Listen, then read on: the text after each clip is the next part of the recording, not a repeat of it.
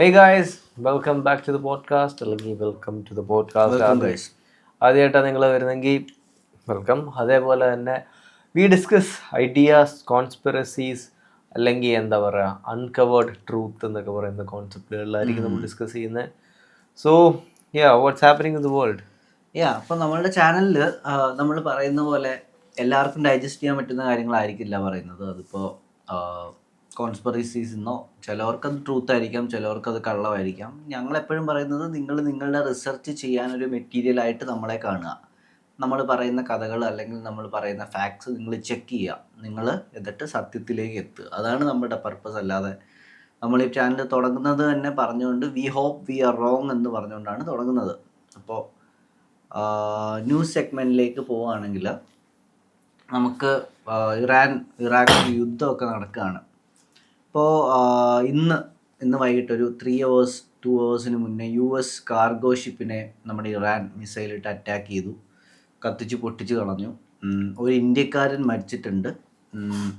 പേര് എന്താണെന്ന് പറഞ്ഞിട്ടില്ല ഇന്ത്യക്കാരൻ മരിച്ച ആളുടെ. പക്ഷേ മെർച്ചൻ്റ് നേവിയിലായിരുന്നു പുള്ളി. അത് നാളെയൊക്കെ ആകുമ്പോഴത്തേക്കും പേരും ഡീറ്റെയിൽസും ഒക്കെ വരും. US പറഞ്ഞിരുന്നു ഇന്നലെ സ്ട്രേറ്റ് ഓഫ് ഹോർമുസിൽ കൂടെ പൊക്കോ, എല്ലാവരും പൊക്കോ, സേഫാണ്, അമേരിക്കൻ കപ്പലുകൾ നിങ്ങൾക്ക് കാവലുണ്ടെന്നൊക്കെ. ഇന്നിപ്പോൾ അമേരിക്കനെ തന്നെ പൊട്ടിച്ചിട്ടുണ്ട്. ഇപ്പോൾ ഇറാൻ ഇന്ത്യൻ കപ്പലുകൾക്ക് സ്ട്രേറ്റ് ഓഫ് ഹോർമുസിലോട്ട് പോകാൻ ഇറാൻ തന്നെ അനുമതി കൊടുത്തു. 2 ദിവസമായി കൊടുത്തിട്ട് ഇന്ന് ആദ്യത്തെ കപ്പൽ ക്രൂഡ് ഓയിലുമായിട്ട് ഗുജറാത്തിലെത്തും. അത് ഇന്ത്യയെ സംബന്ധിച്ച് വലിയൊരു ന്യൂസാണ്. കാരണം നമ്മുടെ ക്രൂഡ് ഓയിലും പെട്രോളും അല്ലെങ്കിൽ LPG ഗ്യാസിൻ്റെയൊക്കെ വിലയും കാര്യങ്ങളും ഷോർട്ടേജും ഒക്കെ വരുന്നതിൻ്റെ ഇടയിൽ നമ്മുടെ ഷിപ്മെൻറ്റിന് പ്രശ്നമൊന്നും വരില്ല എന്നുള്ള തെളിവായിട്ട് ഇന്ന് ആദ്യത്തെ കപ്പൽ എത്തിയിട്ടുണ്ട്. ഇനിയും അങ്ങനെ തന്നെ ആയിരിക്കും. അപ്പോൾ നമ്മുടെ LPG പ്രശ്നങ്ങൾ കാര്യങ്ങളൊക്കെ സോൾവ് ആവും. പിന്നെ അതുപോലെ തന്നെ കേരളത്തിലുടനീളം റെസ്റ്റോറൻറ്റ്സും ഹോട്ടൽസും ഇനി കാണില്ല, ഈ ആഴ്ച എന്തായാലും കാണില്ല. അപ്പോൾ അതിനുള്ള കാര്യങ്ങൾ നിങ്ങൾ നോക്കിക്കോളൂ. റെസ്റ്റോറൻറ്റ്സിൽ ചെന്നാലും എല്ലാ വിഭവങ്ങളോ കാര്യങ്ങളോ ഒന്നും കാണത്തില്ല. കാരണം ഗവൺമെൻറ് ഒരു തീരുമാനം എടുത്തു, റെസ്റ്റോറൻറ്റ്സിൽ അല്ലെങ്കിൽ ഹോട്ടൽസിലേക്ക് ഗ്യാസ് സപ്ലൈ നിർത്തി, സിലിണ്ടർ LPG സപ്ലൈ നിർത്തി. അതെന്തിനാണെന്ന് വെച്ചാൽ അത് അവരുടേതായ സ്റ്റാറ്റിസ്റ്റിക്കൽ കാരണത്തിനാണ് നമ്മൾ പറയാം. പിന്നെ അതുപോലെ തന്നെ ഒരു തൃക്കാക്കരയിൽ നിന്നൊരു ന്യൂസ് ഉണ്ട്. തൃക്കാക്കര ടൗൺ CIA ഒരു മസാജ് സ്പാ സെൻറ്ററിൽ നിന്ന് പൊക്കി. CIA പൊക്കിയത് വിജിലൻസ് ഓഫീസറാണ്. എന്തോ സ്ഥിരമായിട്ട് അവിടെ പോകുന്നു, അങ്ങനെ എന്തോ റിപ്പോർട്ട് കിട്ടിയിട്ട് വിജിലൻസ്. അത് കഴിഞ്ഞിട്ട് അവിടെ പോയിട്ട് റിപ്പോർട്ട് കിട്ടി. എന്നിട്ട് റിപ്പോർട്ട് ശരിയാണെന്നോ അല്ലയോ നോക്കിയപ്പോൾ പയ്യ അകത്തുണ്ട്. അപ്പോൾ അപ്പോഴേ പൊക്കിക്കൊണ്ട് പോയി. ആ പൊക്കിയതും ഡ്യൂട്ടി ടൈമിലാണ് എന്നുള്ളതാണ് ഇത്. CI സുധീർ എന്നാണ് പെട്ട ആളുടെ പേര്. ഇനിയിപ്പം പുള്ളിക്കാരൻ എന്താവും എന്നറിയത്തില്ല. പുള്ളിയുടെ പാർട്ടി അനുസരിച്ചിരിക്കും പുള്ളിയുടെ ശിക്ഷ, കേരളത്തിലായതുകൊണ്ട്. പിന്നെ അതുപോലെ തന്നെ ഇൻ്റർനാഷണൽ ന്യൂസ് ആണെങ്കിൽ ബിൽ ഗേറ്റ്സ് ഫണ്ടഡ് കോൺ GMOs ന്യൂസിൽ ഇപ്പം ഭയങ്കര ട്രെൻഡിങ് ആണ്. നിങ്ങളുടെ അവിടെ ഒന്നും കാണത്തില്ല, നമ്മളുടെ ന്യൂസിലൊന്നും വലുതായിട്ട് വരത്തില്ല.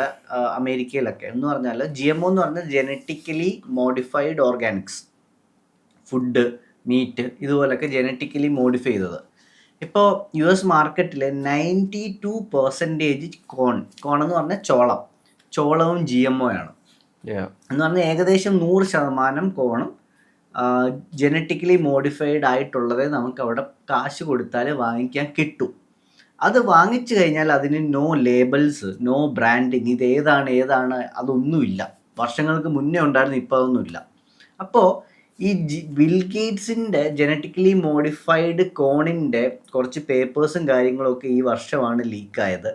അതിനകത്ത് FDA അപ്രൂവ് ചെയ്തത്, വർഷങ്ങൾക്ക് മുന്നേ അപ്രൂവ് ചെയ്തതെന്ന് വെച്ചാൽ 2 കാര്യങ്ങളാണ് ബിൽ ഗേറ്റ്സിൻ്റെ ഈ കോൺ അല്ലെങ്കിൽ ചോളം, ഈ ജനറ്റിക്കലി മോഡിഫൈഡ് കോണിൻ്റെ ഉദ്ദേശം അല്ലെങ്കിൽ അതിൻ്റെ ഗുണങ്ങളെന്ന് അയാൾ പറയുന്നത്. ഒന്ന്, ഇത് കഴിക്കുന്നവരെ ഇൻഫെർട്ടൈലാക്കും, എന്നിട്ട് വേൾഡിനെ ഓവർ പോപ്പുലേഷനിൽ നിന്ന് സേവ് ചെയ്യാനാണെന്നാണ് പുള്ളിക്കാരൻ പറഞ്ഞേക്കുന്നത്.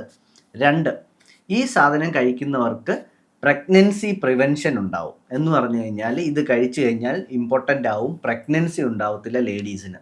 എന്ന് പറഞ്ഞാൽ നിങ്ങളിപ്പോൾ വിചാരിക്കും ഇതൊക്കെ സത്യമാണോ, ഇങ്ങനെയൊക്കെ നടക്കുമോ എന്നൊക്കെ പറഞ്ഞാൽ ഇത് റിയൽ ആണ് ഗൈസ്. എന്ന് വെച്ചാൽ നിങ്ങളൊരു ചെറിയ കാര്യം ആലോചിച്ചാലും മതി. ഈ കാനഡയിലോട്ടും അമേരിക്കയിലോട്ടും ഒക്കെ ഈ ഇന്ത്യൻസ്, നമ്മളെ ഫ്രണ്ട്സ്, നമ്മളെ നാട്ടുകാരൊക്കെ ഈ കയറിപ്പോവാ നിങ്ങൾ കേട്ടിട്ടുണ്ടല്ലോ. എന്തുകൊണ്ടായിരിക്കും അങ്ങോട്ട് ഇവരെയൊക്കെ എടുക്കുന്നതെന്ന് നിങ്ങൾ ആലോചിച്ചിട്ടുണ്ടോ? എന്ന് വെച്ചാൽ അവിടെ അത്രത്തോളം പോപ്പുലേഷൻ ഇടിഞ്ഞുകൊണ്ടിരിക്കുക. പുതിയ ജോലികൾ ഉണ്ടാവുന്നതുകൊണ്ടൊന്നുമല്ല. പണ്ടേ അവിടെ ഇത്രയും വലിയ ജോലികളും ടെക് ജയൻസും ആപ്പിളും ഗൂഗിളും ഒക്കെ അന്നൊക്കെ എത്രയുണ്ടോ ഇപ്പോഴും അതൊക്കെ തന്നെ ഉള്ളൂ. പുതിയതായിട്ട് വലുതായിട്ടൊന്നും വരുന്നൊന്നുമില്ല. പക്ഷെ അന്ന് ഒരു 30 വർഷം 40 വർഷം മുന്നേ അതിനൊക്കെ വർക്ക് ഫോഴ്സ് അവിടെ ഉണ്ടായിരുന്നു. ഇപ്പം വർക്ക് ഫോഴ്സ് അവിടെ ഇല്ല. അപ്പോൾ ആളുകൾ റീപ്രൊഡ്യൂസ് ചെയ്യുന്നില്ല. അപ്പം അതുകൊണ്ടാണ് ഈ വെളിയിൽ നിന്നുള്ള ആളുകളെല്ലാം അങ്ങോട്ട് പോകുന്നത്. എന്ന് വെച്ചാൽ പുതിയ ചൈൽഡ് ഉണ്ടാവുന്നില്ല. അതുകൊണ്ട് ലേബർ ഫോഴ്സ് അവിടെ ഇല്ല. ഈ 2024 മാത്രം അമേരിക്കയിലോട്ട് ലീഗലായിട്ടും ഇല്ലീഗലായിട്ടും കയറിയത് 36 ലക്ഷം പേരാണ്. അമേരിക്കയിലേക്ക് 2024 കയറിയത് 36 ലക്ഷം പേരാണ് ലീഗൽ ആൻഡ് ഇല്ലീഗലി ഇമിഗ്രേറ്റ് ചെയ്തത്. നിങ്ങൾ അതിനകത്തുനിന്ന് വേറൊരു കാര്യം മനസ്സിലാക്കണം. ഇത് നടന്നത് ട്രംപിൻ്റെ ആൻറ്റി ഇമിഗ്രേഷൻ ലോ വന്നതിന് ശേഷം ലാസ്റ്റ് ഇയർ ആണ്. മനസ്സിലായോ? അപ്പോൾ അതിന് മുന്നേ എന്തായിരുന്നു അവസ്ഥ, അവിടുത്തെ രാജ്യത്തിൻ്റെ അവസ്ഥ? നിങ്ങൾ അവിടെ പോയുള്ളവരൊക്കെ ചോദിക്കാം. ഞാൻ കാനഡയിൽ പോയിട്ട് ഞാൻ പറഞ്ഞില്ല, ഞാൻ ആദ്യത്തെ ഒരു ദിവസം കനേഡിയൻസിനെ കണ്ടിട്ടില്ല. പഠിക്കാൻ പോയതാ. ആഫ്രിക്കക്കാരും പഞ്ചാബിക്കാരും പിന്നെ സിറിയക്കാരും ഒക്കെയാണ്. രണ്ടാമത്തെ ദിവസമൊക്കെയാണ് ഞാൻ വെള്ളക്കാരെ കണ്ടത്.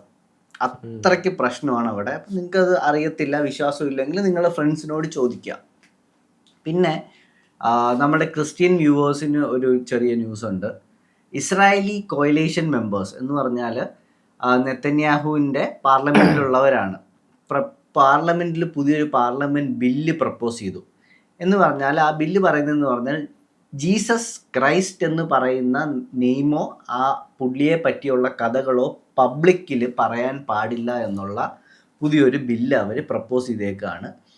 അവരത് പ്രപ്പോസ് ചെയ്തതിൻ്റെ കാരണമായിട്ട് അവർ പറയുന്നത് എന്താ പറയുന്നത്, ഈ ഇവിടെ ഉള്ള രാജ്യത്തെ ആളുകൾ ജീസസ് ക്രൈസ്റ്റ് എന്ന് പറയുന്ന ആൾ ദൈവമല്ല, അല്ലെങ്കിൽ എന്താ പറയുന്നത്, ഈ ക്രിസ്ത്യാനിറ്റി അവിടെ പടരാൻ സാധ്യത അടുത്ത 100 വർഷത്തിലുണ്ട്, അതിന് താല്പര്യമില്ല എന്നൊക്കെ പറഞ്ഞുകൊണ്ടാണ് ഇവർ ഈ ബില്ല് ഇറക്കുന്നത്. പക്ഷേ ഒരു കാര്യം മനസ്സിലാക്കുക, this is N attack towards അല്ലെങ്കിൽ അഗെയിൻസ്റ്റ് ക്രിസ്ത്യാനിറ്റി. ക്രിസ്ത്യൻ രാജ്യങ്ങളിലും ഇസ്ലാം രാജ്യങ്ങളിലും ഇപ്പോൾ ഇസ്രായേലി രാജ്യങ്ങളിലും ക്രിസ്ത്യാനിറ്റി ചർച്ചസ് അണ്ടർ അറ്റാക്കാണ്. അപ്പോൾ നിങ്ങളത് നോക്കിയിട്ട് അതിനെപ്പറ്റി പഠിക്കുക, എന്തുകൊണ്ടാണിത്, ആരൊക്കെയാണ് നിങ്ങളെ അറ്റാക്ക് ചെയ്യുന്നതെന്നൊക്കെ നോക്കിയിട്ട് കാര്യങ്ങളൊക്കെ ചെയ്യാം. അതുപോലെ തന്നെ ഇറാൻ ഇസ്രായേൽ വാർ കാരണമെന്ന് പറഞ്ഞാൽ ഈ one of the biggest oil producing regions ആണ് ഈ ഇറാഖ്, ഇറാൻ, അവിടെയൊക്കെ ഉള്ള രാജ്യങ്ങൾ. അവിടെ എന്ന് പറഞ്ഞാൽ സ്ട്രെയിറ്റ് ഓഫ് ഹൊർമുസ് എന്ന് പറയുന്നൊരു സ്ഥലമുണ്ട്. അതിനെപ്പറ്റി നമ്മളൊരു ഫുൾ വീഡിയോ ചെയ്തിട്ടുണ്ട്. ചോക്ക് പോയിന്റ് എന്നൊക്കെ പറയും. അവിടെ കയറി പിടിച്ചാൽ ഏകദേശം ഇന്ത്യ ഉൾപ്പെടെയുള്ള എല്ലാ രാജ്യങ്ങളിലെയും എണ്ണ നിൽക്കും, ചൈന ഉൾപ്പെടെ. അപ്പോൾ 90% ഏകദേശം 80 to 90% ഓയിൽ ഷിപ്പ് വഴി ഇന്ത്യയിലോട്ട് വരുന്ന എല്ലാം ഇറാൻ്റെ ആ സ്ട്രെയിറ്റ് ഓഫ് ഹൊർമുസ് വഴിയാണ്. അപ്പോൾ അത് നിൽക്കാൻ സാധ്യത ഉണ്ടെന്ന് പറഞ്ഞിട്ടാണ് അപ്പം അത് തുറന്നു. 2-3 ദിവസത്തേക്ക് നമ്മൾ പേടിച്ച് പോയില്ല. ഇപ്പോൾ ഇന്ത്യക്കാർക്ക് തുറന്നു വന്നു. അപ്പോൾ നമ്മളുടെ ഹോട്ടൽസിലെയും കാര്യങ്ങളിലേക്ക് LPG സ്റ്റോപ്പ് ചെയ്തു എന്ന് പറഞ്ഞുകൊണ്ട് ഭയങ്കര പ്രൊട്ടസ്റ്റ് നടന്നുകൊണ്ടിരിക്കുകയാണ്. ലോകത്തിലെ എല്ലാവരും നമ്മളുടെ ഗവൺമെൻറ്റിനെ പ്രൊട്ടസ്റ്റ് ചെയ്യണം. അപ്പോൾ ഞാൻ ഇതിനെപ്പറ്റി പഠിച്ചു. അപ്പോൾ നിങ്ങൾ ഇതിനെപ്പറ്റി അറിയാത്ത ഒരാളാണെങ്കിൽ ഒരു 5 minutes ഇതിനെപ്പറ്റി റിസർച്ച് ചെയ്യാം. അപ്പോൾ നിങ്ങൾക്ക് മനസ്സിലാവും LPG ഹോട്ടൽസിൽ നിർത്തിയതിൻ്റെ കാരണം എന്താണെന്ന് പറഞ്ഞാൽ അത് എല്ലാ ഇന്ത്യയിലെ വീടുകളിലും, അഥവാ ഇനി വാർ മുന്നോട്ട് പോയാലും അഥവാ ഇനി LPG നിന്നാലും വീടുകളിലേക്ക് പോകുന്ന ഓരോ വീടുകളിലേക്ക് പോകുന്ന LPG അല്ലെങ്കിൽ പാചകവാതകം മുട്ടാതിരിക്കാൻ വേണ്ടിയാണ് ചെയ്തത്. എന്ന് പറഞ്ഞാൽ എൻ്റെ വീടും അപ്പുറത്തെ വീടും നിങ്ങളുടെ വീടും ഒരു 5-6 വീടുകളിലെല്ലാം കൂടെ ഒരു മാസം 6 ഗ്യാസ് കുറ്റി മതി 6 വീടിന്. പക്ഷെ ഒരു വലിയ ഹോട്ടലിന് ഒരു ദിവസം 3-4 ഗ്യാസ് കുറ്റി വേണം. മനസ്സിലായോ? അങ്ങനെ ഹോട്ടൽസ് മുന്നോട്ട് പോയി കഴിഞ്ഞാൽ ഭയങ്കര അലാമിങ് റേറ്റിൽ ഹൗസ് ഹോൾഡുകൾക്ക് കൊടുക്കാനുള്ള ഗ്യാസ് തീരും. അപ്പം ഹോട്ടൽസിന് കൊടുക്കാനുള്ളത് നിർത്തിയത് ഹോട്ടൽ ഉടമയ്ക്ക് പ്രശ്നമാണ്, ഒത്തിരി പേരുടെ അന്നം മുട്ടും എന്നൊക്കെ പറയുമ്പം ഇത് നിർത്തിയാലും ഹോട്ടൽ ഉടമയുടെ വീട്ടിലും പാചകം ചെല്ലാൻ വേണ്ടിയാണ് ഇത് ചെയ്യുന്നത്. അപ്പം അത് മനസ്സിലാക്കുക. അപ്പം എന്തുകൊണ്ട് ഇത് ചെയ്തു എന്ന് പറയുമ്പോൾ നിങ്ങൾ ഈ കോൺഗ്രസ് ബി ജെ പി എന്നൊക്കെ പറയുന്നവരോട് ഞാൻ ചെറിയൊരു കാര്യം പറഞ്ഞുതരാം. ഇത് ഫാക്റ്റാണ്. നിങ്ങളിത് ചെക്ക് ചെയ്യുക. കമൻറ്റ് ബോക്സിൽ വന്ന് കാര്യങ്ങൾ പറയുന്നതിന് മുന്നേ, മണ്ടരെ പോലെ ആവുന്നതിന് മുന്നേ നിങ്ങളൊന്ന് ജസ്റ്റ് ചെക്ക് ചെയ്യുക. 2012 കോൺഗ്രസ് ഭരിച്ചുകൊണ്ടിരുന്നപ്പോഴത്തേക്കും 7000 പെട്രോൾ പമ്പ് ഈ ഒരു അടവിലേക്ക് വന്നു എന്ന് പറഞ്ഞു കഴിഞ്ഞാൽ അന്ന് യുദ്ധമോ കാര്യങ്ങളൊന്നുമില്ല. സ്ട്രെയിറ്റ് ഓഫ് ഹോർമൂസിനൊന്നും ഒരു പ്രശ്നമില്ല. നമ്മളുടെ രാജ്യത്ത് യാതൊരു പ്രശ്നവും ഇല്ലായിരുന്നപ്പോൾ 70,000 പെട്രോൾ പമ്പുകൾ സ്ട്രൈക്കിലേക്ക് വന്നു എന്ന് പറഞ്ഞാൽ 12 hour ഷിഫ്റ്റ് മാത്രമേ അവർ അടിക്കത്തുള്ളൂ. നമ്മളൊക്കെ ഒരു 10 വർഷം മുന്നേ ആണ്.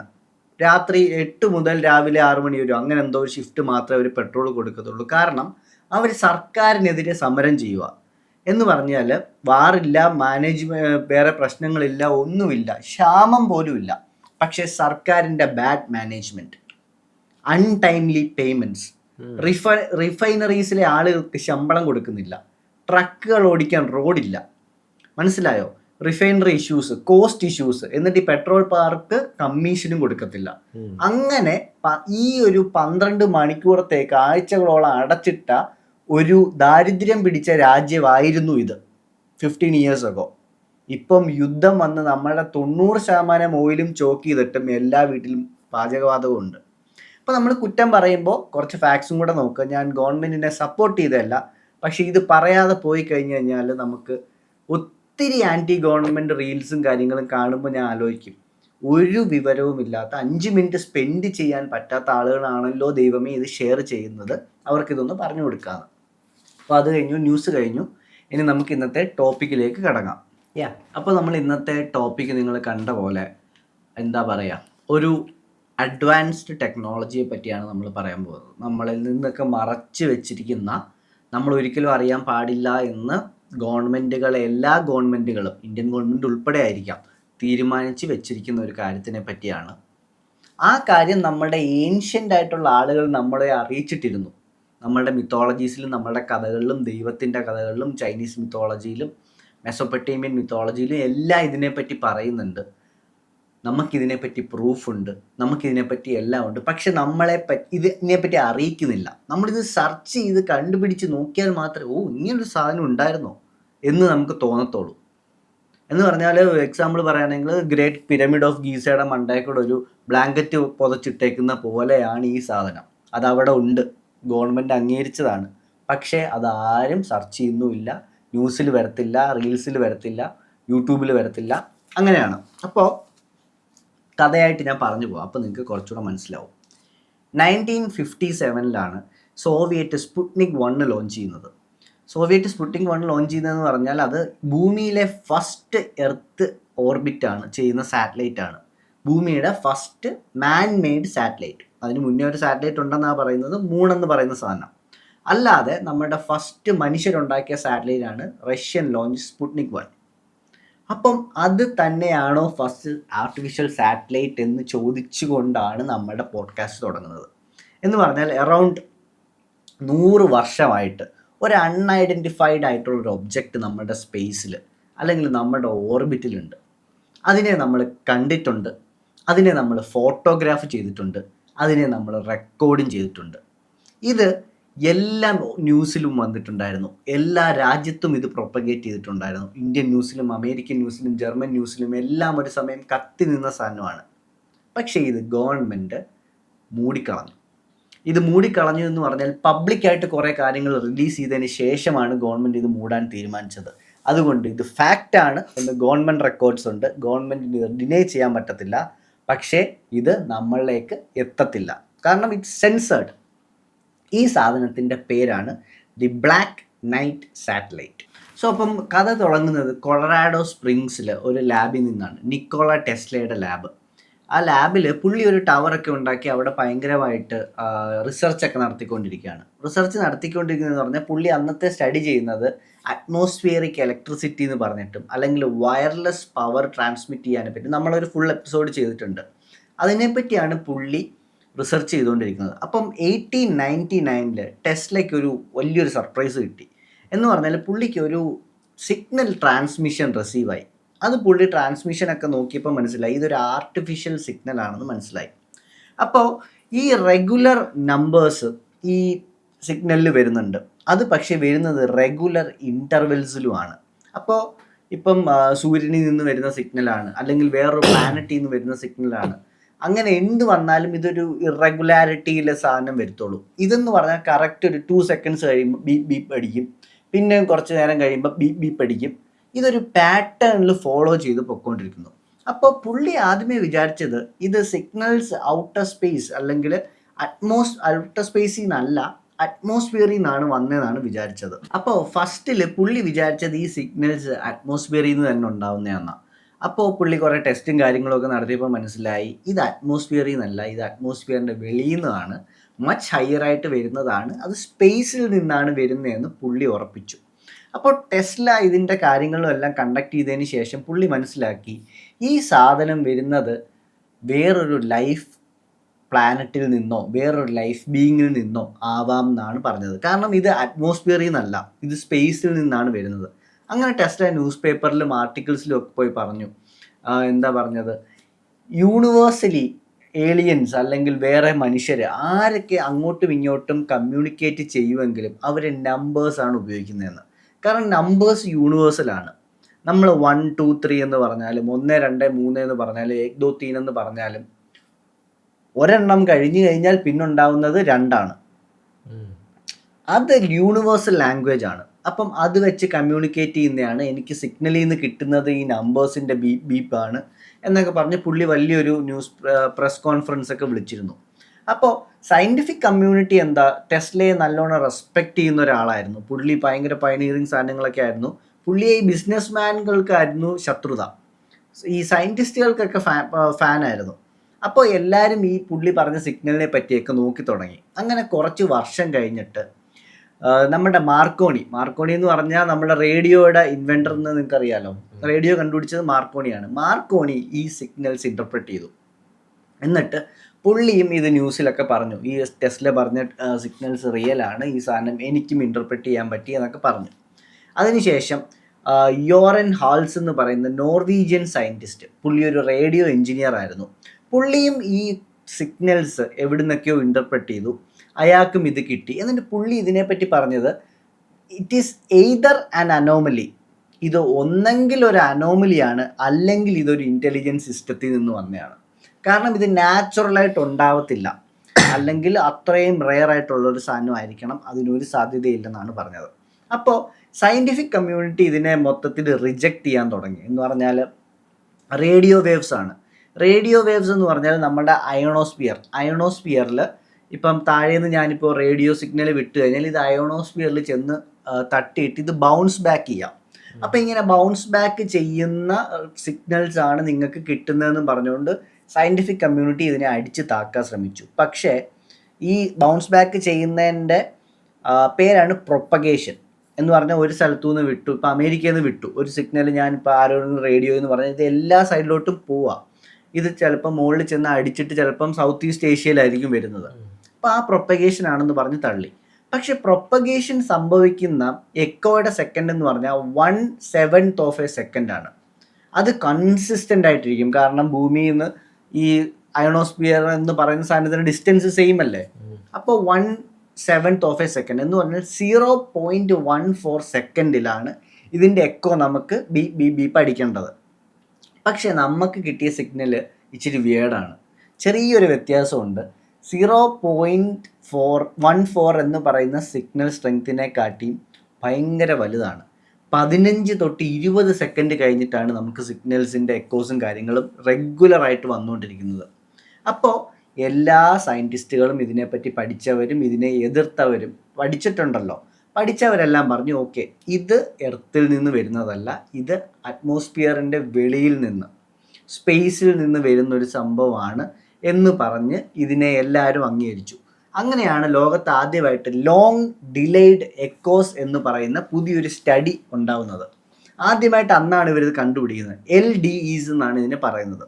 അപ്പോൾ ഇവർ ഇതിനെപ്പറ്റി പഠനം തുടങ്ങി എല്ലാ ഒബ്സർവേറ്ററീസും എല്ലാ ഒബ്സർവർമാരും എല്ലാ റേഡിയോഗ്രാഫിക്കാരും ഇതിനെപ്പറ്റി പഠിക്കാനും ഒബ്സർവ് ചെയ്യാനും തുടങ്ങി. പക്ഷേ എല്ലാവരും ഇത് കൺഫേം ചെയ്തു, എനിക്കിത് കിട്ടുന്നുണ്ട്, എനിക്ക് LDs വരുന്നുണ്ട്, നിങ്ങൾ പറഞ്ഞ അതേ ഗ്യാപ്പിലാണ് വരുന്നത്, ഇതെല്ലാം ശരിയാണ്. പക്ഷെ ഒരു പ്രശ്നം അവിടെ നിന്നു. ഇതെന്താണ് എന്നുള്ളത് ആർക്കും അറിഞ്ഞുകൂടാ. ഇത് ഏലിയൻസ് വന്ന് ചന്ദ്രനിൽ നിന്ന് വിടുന്നതാണോ, അതോ ലോകത്ത് വേറെ ഏതെങ്കിലും വീനസിൽ നിന്ന് വരുന്നതാണോ, മാർസിൽ നിന്ന് വരുന്നതാണോ, ഒരു പിടിയില്ല.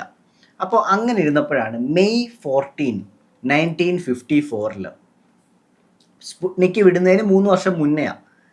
ഫസ്റ്റ് സാറ്റലൈറ്റ് ആണ് സ്പുട്നിക്ക്, അതുപോലും വിട്ടിട്ടില്ല. അപ്പം ഒരു ന്യൂസ്, ഒരു ആർട്ടിക്കിൾ കാണിച്ചു ഈ സാധനം എക്സിസ്റ്റ് ചെയ്യുന്നു എന്ന്. ആ ആർട്ടിക്കിളിനെ പറ്റി ഞാൻ പറയാം. ആ ആർട്ടിക്കിൾ കാണിച്ചിട്ട് ഈ ആർട്ടിക്കിളിനെ പെൻറ്റഗൺ വരെ റെസ്പോണ്ട് ചെയ്തു, ഈ ആർട്ടിക്കിൾ എടുത്ത് മാറ്റണമെന്ന് പറയുന്ന ഒരു സംഭവം ഉണ്ടായി. എന്ന് പറഞ്ഞാൽ ഒരു എക്സ്പേർട്ടിൻ്റെ ടെസ്റ്റിമോണി ആയിരുന്നു. എക്സ്പേർട്ടിൻ്റെ ടെസ്റ്റിമോണി എന്ന് പറഞ്ഞാൽ നമ്മൾ പാർലമെൻറ്റിൽ അല്ലെങ്കിൽ കോൺഗ്രസ്സിലൊക്കെ ചെന്ന് ഇങ്ങനൊരു സാധനം സത്യമാണ്, സത്യവാൻ മൂലം എന്നൊക്കെ പറയുന്ന സാധനമില്ലേ, അതാണ് ടെസ്റ്റിമോണി. അപ്പോൾ പുള്ളി പറയുന്നത് 1 or 2 സാറ്റലൈറ്റുകൾ, സാറ്റലൈറ്റ് എന്ന് പറഞ്ഞാൽ ഭൂമിക്ക് ചുറ്റും സ്ഥിരമായി കറങ്ങുന്ന എന്തോ, അത് ഭൂമിയുടെ ചുറ്റും കറങ്ങുന്നുണ്ടെന്നും അത് ആർട്ടിഫിഷ്യൽ ആണെന്നും അത് മനുഷ്യരുണ്ടാക്കിയതല്ല എന്നും പുള്ളി കോൺഗ്രസിൻ്റെ മുന്നിൽ പോയി ടെസ്റ്റിമോണി ചെയ്തു. ഈ ടെസ്റ്റിമോണി ചെയ്ത എക്സ്പേർട്ടിൻ്റെ പേരെന്താണെന്നറിയാവോ? ഡൊണാൾഡ് കീഹോ എന്നാണ് പുള്ളിയുടെ പേര്. പുള്ളി ആരാന്നറിയാവോ? US marine കോർപ്സിൻ്റെ മേജറാണ്. എന്ന് വെച്ചാൽ പുള്ളി ഒരു നേവൽ ഏവിയേറ്ററാണ്, UFO റിസർച്ചറാണ്. പുള്ളിയുടെ ടൈറ്റിൽസ് ഇങ്ങനെ പൊക്കോണ്ടിരിക്കും. പുള്ളി ആരാണെന്ന് കുറച്ചും കൂടെ വ്യക്തമായിട്ട് പറഞ്ഞാൽ നീക്യാപ്പ് എന്ന് പറയുന്ന ഓർഗനൈസേഷൻ്റെ ഫൗണ്ടറാണ്. NICAP, നീക്യാപ്പ് എന്ന് പറയുന്ന ഓർഗനൈസേഷൻ്റെ ഫൗണ്ടർ. നീക്യാപ്പ് എന്താണെന്ന് പറഞ്ഞാൽ national investigation committee for aerial phenomenon എന്ന് പറഞ്ഞാൽ ആകാശത്ത് നടക്കുന്ന ഫിനോമിനൻസിനെ പറ്റി ഇൻവെസ്റ്റിഗേറ്റ് ചെയ്യുന്ന സർക്കാരിൻ്റെ വിങ്ങിൻ്റെ ഫൗണ്ടറാണ് പുള്ളി. പുള്ളിയാണ് ഈ ടെസ്റ്റിമോണിയൽ നടത്തിയത്. അപ്പോൾ പുള്ളി ക്ലെയിം ചെയ്തത് എന്താണെന്ന് വെച്ചാൽ US ഗവൺമെൻറ്റും സയൻറ്റിസ്റ്റുകളും ഈ വൈറ്റ് സാൻഡ് ഏരിയൽ ഒബ്സർവേറ്ററി എന്ന് പറയുന്ന സ്ഥലത്ത് 1 or 2 സാറ്റലൈറ്റുകളെ പറ്റി കണ്ടെത്തിയെന്നും അത് ആർട്ടിഫിഷ്യൽ സാറ്റലൈറ്റ്സ് ആണെന്ന് കൺഫേം ചെയ്തെന്നും അത് എർത്തിനെ ഓർബിറ്റ് ചെയ്യുമെന്നാണെന്ന് പത്രത്തിൻ്റെ മുന്നിലും കോൺഗ്രസിൻ്റെ മുന്നിലും പോയി പറഞ്ഞത്. 15 ദിവസം ശേഷം ഒഫീഷ്യലി ഈ 2 സാറ്റലൈറ്റിനെ റിപ്പോർട്ട് ചെയ്തു. എന്നിട്ട് ഈ നേരത്തെ പറഞ്ഞ വൈറ്റ് സാൻഡ് ലബോറട്ടറിയിൽ നിന്ന് ഒരു ഡീറ്റെയിൽഡ് കണക്ക് വെളിയിൽ വന്നു. ആദ്യം നമ്മൾ കണ്ട സാറ്റലൈറ്റ് 700 കിലോമീറ്റർ മുകളിലും ആകാശത്തേക്കും, രണ്ടാമത് കണ്ട സാറ്റലൈറ്റ് ഏകദേശം 1000 കിലോമീറ്റർ എർത്തിൻ്റെ മുകളിലേക്കുമാണെന്നാണ് പറഞ്ഞത്. ഈ 2 സാറ്റലൈറ്റും റേഡിയോ സിഗ്നൽസ് പീരിയോഡിക്കായിട്ട് എമിറ്റ് ചെയ്യുന്നുണ്ട്, അതും പീരിയോഡിക് ഇൻ്റർവെൽസിൽ. അപ്പോൾ ടെസ്ല വർഷങ്ങൾക്ക് മുന്നേ കണ്ടുപിടിച്ചതെല്ലാം സത്യമാണെന്ന് പറഞ്ഞു വന്നുകൊണ്ടിരിക്കുകയാണ്. അങ്ങനെ വരുമ്പോഴാണ് ഡോക്ടർ ലിങ്കൺ ലാപ്പസ്, ഒരു അസ്ട്രോണമറാണ് പുള്ളി, യൂണിവേഴ്സിറ്റി ഓഫ് മെക്സിക്കോയിലെ ഭയങ്കര ഹെഡാണ്. അപ്പോൾ പുള്ളിയെ ഒരു ടീമിൻ്റെ ഹെഡാക്കിയിട്ട് US ഗവൺമെൻറ് ഒരു ടീം ഉണ്ടാക്കി. ആ ടീമിൻ്റെ ഒരേ ഒരു ജോലി എന്ന് പറഞ്ഞാൽ സർക്കാരിന് വേണ്ടി ഈ സാധനം ഐഡൻറ്റിഫൈ ചെയ്യുക, ട്രാക്ക് ചെയ്യുക, ഇതെന്താണെന്ന് റിപ്പോർട്ട് കൊടുക്കുക. അങ്ങനെ പുള്ളി ഏകദേശം 6 മാസത്തോളം അന്വേഷിച്ചു. പുള്ളിയുടെ ടീമും കാര്യങ്ങളും എല്ലാം കൂടെ റിപ്പോർട്ട് കൊടുത്തു.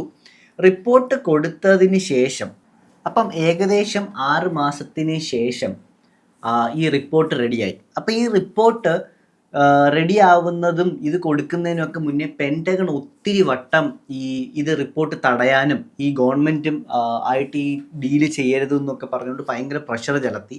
പക്ഷെ അതിന് മുന്നേക്ക് ഇത് പബ്ലിക്കായിപ്പോയി. കാരണം ടെസ്ലയെ പോലുള്ള ആളുകൾ, മാർക്കോണിയെ പോലുള്ള ആളുകൾ, സയൻറ്റിസ്റ്റുമാർ, ഈ നേരത്തെ പറഞ്ഞ ഈ നീപാക്കിൻ്റെ ഫൗണ്ടർ, ഇവരെല്ലാം ടെസ്റ്റിമോണി ചെയ്തതിന് ശേഷം ആളുകളുടെ വായിലെല്ലാം ചെവിയിലെല്ലാം ഇത് എത്തി. അപ്പോൾ ഈ സാധനം ഓൾറെഡി ലീക്കായി പോയി. അതിനുശേഷം റിപ്പോർട്ട് കൊടുത്തു. ഈ റിപ്പോർട്ട് കൊടുത്തതിന് ശേഷം ഗവൺമെൻറ് ഇത് വാങ്ങി. പക്ഷേ ഈ റിപ്പോർട്ട് ഒരിക്കലും വെളിയിൽ പോയിട്ടില്ല. ഇതിനകത്ത് കണക്കുകളുണ്ട്, ഇതിനകത്ത് സ്കെച്ചസ് ഉണ്ട്, ഇതിനകത്ത് ഓർബിറ്റിൻ്റെ അളവുണ്ട്, ഈ സാധനങ്ങളെല്ലാം ഉണ്ട്. പക്ഷേ ഇതൊരിക്കലും ഗവൺമെൻറ് വെളിവിട്ടില്ല. അങ്ങനെ ഇരിക്കുമ്പോഴാണ് കുറച്ച് വർഷത്തിന് ശേഷം നാസ ഈ സിഗ്നൽസ് ഉണ്ടെന്ന് കൺഫേം ചെയ്യുന്നത്. ഔട്ട് ഓഫ് ദ ബ്ലൂ, ആരും അറിയുന്നില്ല, പെട്ടെന്ന് നാസ വന്ന് ഇങ്ങനെ കുറച്ച് സിഗ്നൽസ് ഉണ്ടെന്ന് പറയുകയാണ്. അപ്പോൾ USA, ഈ നാസ ഇത് സംബന്ധിച്ചോളം USA ഒരു പ്രശ്നം പറ്റി. എന്താണെന്ന് വെച്ചാൽ ഈ അമേരിക്ക വിചാരിച്ചു ഇത് റഷ്യയുടെ സീക്രട്ട് വെപ്പണാണോ അല്ലെങ്കിൽ ഇത് സ്പൈ സാറ്റലൈറ്റ്സ് ആണോ, അങ്ങനെ എന്തെങ്കിലും ആണെന്ന് അവർ വിചാരിച്ചു. അങ്ങനെയാണ് USA വിചാരിച്ചത്. പക്ഷേ റഷ്യയിലും ഇങ്ങനൊരു സാധനത്തിനെ പറ്റി അവിടുത്തെ റിസർച്ചേഴ്സും കണ്ടിട്ട് ഇതെന്തുവാ, ഈ മാങ്ങത്തൊലി എന്തുവാണെന്ന് ആർക്കും അറിയാതെ ഇരിക്കുകയാണ്. അപ്പോൾ റഷ്യ വിചാരിക്കുന്നത് എന്താ, ഇത് US-ൻ്റെ എന്തോ പുതിയ ടെക്നോളജിയാണ്. അങ്ങനെ പറഞ്ഞ് ഇവർ തമ്മിൽ കമ്മ്യൂണിക്കേഷൻ വന്നതിന് ശേഷം, കോൾഡ് വാർ സമയമാണ്, അപ്പോൾ ഇവർ തമ്മിലും ഈ കമ്മ്യൂണിക്കേഷൻ വന്നതിന് ശേഷമാണ് ഇവർ മനസ്സിലാക്കുന്നത് ഇത് രണ്ടുപേരുടെ അല്ല, ഇത് വേറെന്തോ സംഭവമാണ് എന്നൊക്കെ അവർ പറഞ്ഞു.